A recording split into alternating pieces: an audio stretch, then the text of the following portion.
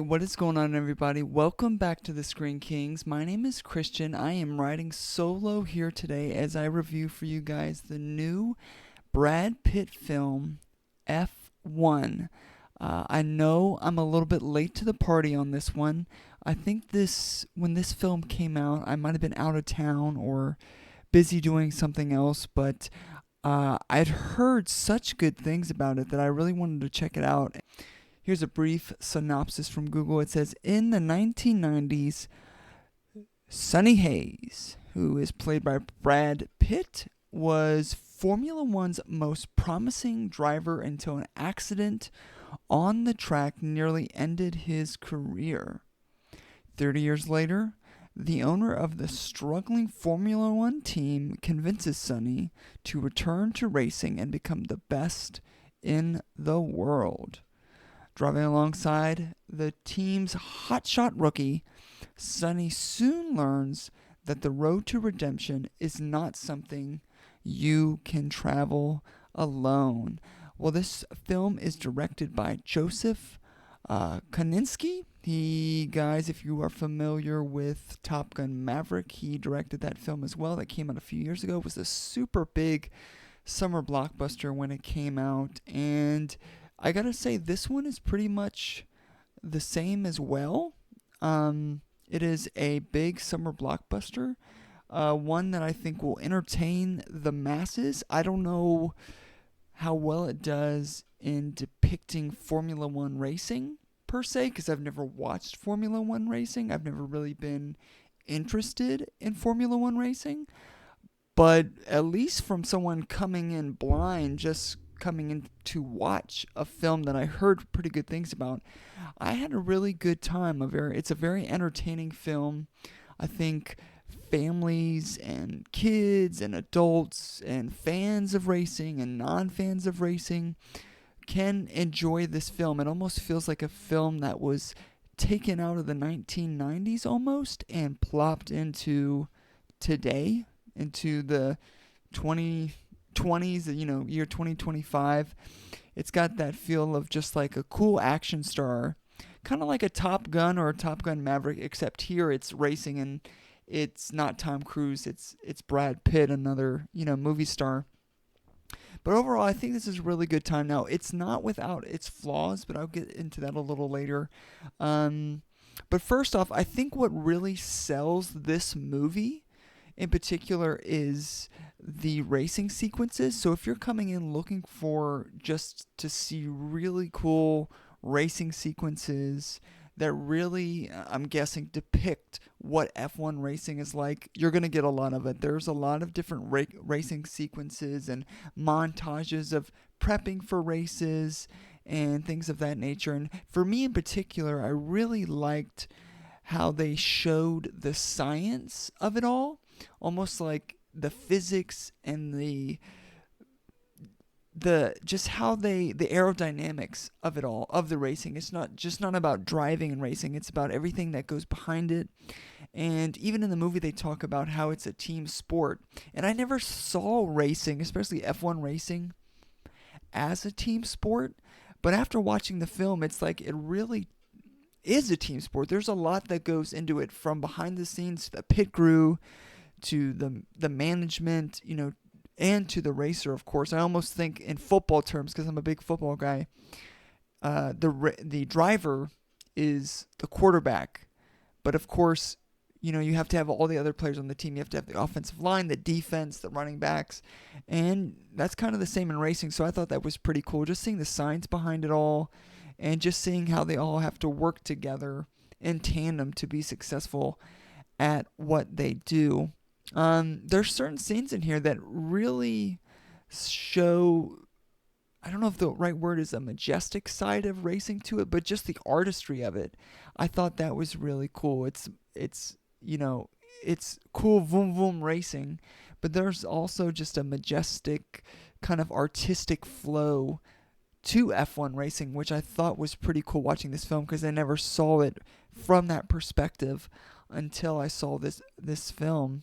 Like I said before, Brad Pitt is in this film, and he is our main character. He plays a guy named Sonny, who was fell off F1 racing. He had an injury, and then he came back when one of his buddies owned this racing company, and he asked him to come back to basically rejuvenate and revive him, this racing company, so it wouldn't be sold out from under him by the board, pretty much. So you got Brad Pitt plays Sonny, and then Javier Bardem plays Ruben, who is like the owner of this particular racing company. But Brad Pitt is basically just being himself in this film. He doesn't really do too much outside of what we would expect from Brad Pitt. He's just doing Brad Pitt, putting on his, if I can say it this way, his Brad Pitt charm, if you will. And that's all that really the movie needs from him.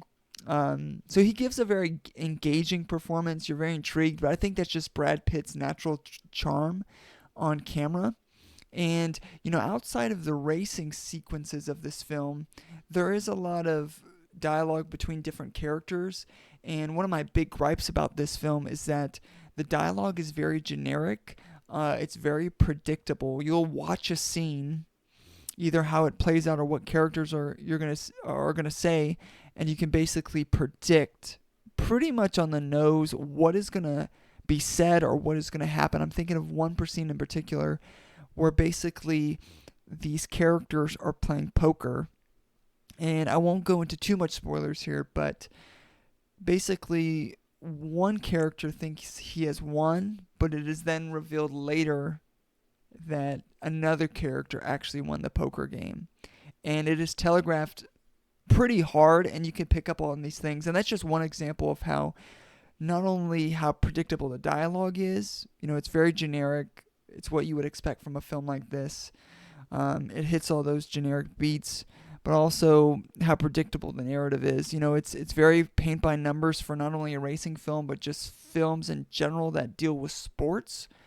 And it really does hold the film back from being one of those, next level amazing films that you might add to your top 10 at the end of the year. I could definitely see this sneaking in people's top 10 at the end of the year. My girlfriend that actually went with me to see this film, she said this was her favorite film of the year so far, and she was a big fan of Sinners and Thunderbolts. So, take my word with a grain of salt, if you will, but this is not one of those films I could see by the end of the year making the top 10, just because the dialogue and the predictable, almost pedestrian narrative of it all really holds it back in a way, which is a shame, because all the racing sequences are thrilling, exciting, engaging, and it really draws you in. I mean, there's a couple scenes in here where you're on the edge of your seat. I remember sitting next to my girlfriend, and she was just leaning forward with her hands like this, just ready to see what was coming next. And there's several sequences like that in this film. So the camera work is really good. The cinematography is very good. Hans Zimmer surprisingly scored this film, which I think he only did part of the score, which is weird, and someone else did the rest. And you can really tell which parts of the score that he did, because there's like 3 or 4 scenes in here that you can pick up on the notes of the music and really tell, okay, this is something that Hans Zimmer would create. And I gotta say that those little bits that he does put in there, at least what I could pick up on, really do enhance the scenes when you can hear it. Outside of that, though, it didn't really feel like a typical Hans Zimmer score, something you would, typically think of him doing, especially when you think of his work in Superman and things of that nature. But when you do pick up notes of his score, it really does elevate the scenes that they're in. And then Javier Bardem is in this. He was giving me a little bit of like, and I don't know if it was the glasses or the suits, but like a Tony Stark vibe. But basically he is there as kind of the suit to Brad Pitt. I don't know if this was intended, but certain line deliveries he gave or mannerisms he gave made me chuckle, and I'm not really sure if that was the intention with some of his scenes. But overall, the cast is great, and I think, what works great about this film is the racing sequences, and it is the cinematography and the craftsmanship on display.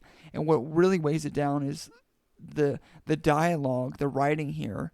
And I think what helps the dialogue and raises it up a bit is the performances. I think if you had other actors in here, individuals that are not as good as Brad Pitt or is not as good as Javier Bardem, I think this film would definitely falter in the moments when there is no racing going on. And there is quite a bit. You go from different racing scenes, but then you have more moments that are focused on the characters. And it's not that the acting is bad, but the writing, like I said before, is just so generic and predictable that it's kind of boring at times.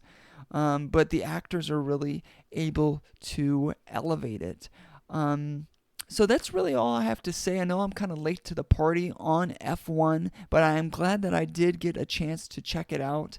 As far as score goes, I'd probably give this, an 8 out of 10. It is a very solid film. It is definitely a fun blockbuster film. It harkens back to those old blockbuster movies where you had movie stars in them. We don't have a lot of movie stars these days outside a handful. And I think Brad Pitt does bring that movie star charm to him that really elevates the film, especially in those more talky parts of the movie. I did find it interesting that, this story that we're seeing here, you have the older guy coming in to aid the younger guy to develop him. But in this story, it is like that, but at the end, it's still more about the older guy and his kind of retribution. He suffered an injury and coming back. So I thought that was interesting, a little switch there. But overall, guys, this is a fun blockbuster. I would encourage you to check it out, if you haven't seen it already. I would encourage you to see it on the biggest screen possible, because, just the visuals and the racing sequences, you can't get enough of, and it'll definitely keep you on the edge of your seat. And if you're able to see it in that Dolby or on that IMAX screen, you'll definitely be grateful that you spent the money, even though the plot sometimes doesn't service the cinematography and the action racing scenes well. But guys, I would give F1 an 8 out of 10. Definitely recommend to those that are interested. And what this film, I think, does, if it was its goal, is really get you as an audience member like myself to be more interested and at least take the opportunity to check out F1 racing. I've never watched F1 racing. I've never been interested. But I will say, after watching this film, I do want to go take a look and actually watch the racing and see how it goes, because the film does really give you the behind-the-scenes look of how everything operates, and it just makes it very intriguing. So, guys, that is my review for Brad Pitt's new film, F1. I would love to know what you guys thought, so please let me know in the comments below what you thought of F1, what you liked, what you didn't. And as always, if you like this video, please make sure to like and subscribe. And until next time, I will see you later, and bye-bye for now. Thanks for watching.